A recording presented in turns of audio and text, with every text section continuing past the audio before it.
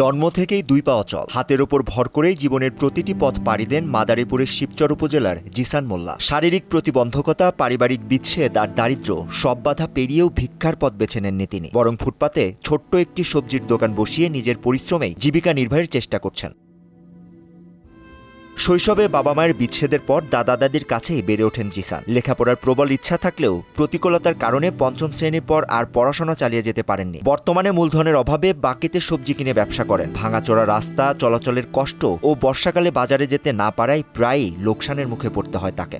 আমার সমস্যা হলো এটাই যে ওখানে অস্থায়ী দোকান, যদি আমার একটা স্থায়ী দোকান সরকারের মাধ্যমে আমি ইউনুস স্যারের মাধ্যমে যদি পাইতাম ভালো হইতো। আপনাদের মাধ্যমে আমি সরকারের কাছে এটাই আবেদন করি, ইউনুস স্যারকে আবেদন করি যাতে আমার স্থায়ী একটা দোকান দিয়ে দেয়। আমি সরকারের কাছে আর্জি জানাই যাতে আমাকে আর্থিক সহযোগিতা দেয় এবং একটা গাড়ির ব্যবস্থা করে দেয় যাতে আমার চলাচল করতে সুবিধা হয়। তবু আত্মসম্মান ধরে রেখে পরিশ্রম করেই বাঁচতে চান জিসান। তার প্রত্যাশা চলাচলের জন্য একটি ইলেকট্রিক হুইলচেয়ার বা ছোট্ট যানবাহন এবং ব্যবসার জন্য কিছু আর্থিক সহায়তা পেলে নিজের পাশাপাশি বৃদ্ধ দাদা দাদির দায়িত্ব ভালোভাবে পালন করতে পারবেন।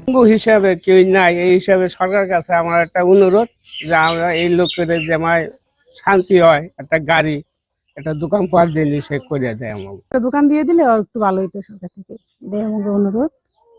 আর একটা গাড়ি, এটা এই দোকান দিয়ে দিলে চলাফেরা করতে পারতো। আর মনে করেন ও অনেক অসহায়, আর একটা লুঙ্গি দেওয়ার মতো একটা লোক থাকে না। দাদু যদি মারা যায় তাহলে আর কেউ থাকবে না। প্রতিবন্ধী লোক, আপনি বৃষ্টি বাদলের দিন আর যদি ভালো একটা বাসা উড়িয়ে দেয় বা দোকান দিয়ে দেয় তাহলে ভালো হয়। স্থানীয়দের বিশ্বাস, প্রয়োজনীয় সহায়তা পেলে জিসান কারো দয়ার উপর নয়, নিজের পরিশ্রমের উপর ভর করেই স্বাবলম্বী জীবন গড়ে তুলতে পারবেন। তার মতো সংগ্রামী মানুষের পাশে সমাজের বিত্তবান ব্যক্তি, জনপ্রতিনিধি ও প্রশাসনের মানবিক সহযোগিতা এখন সময়ের দাবি।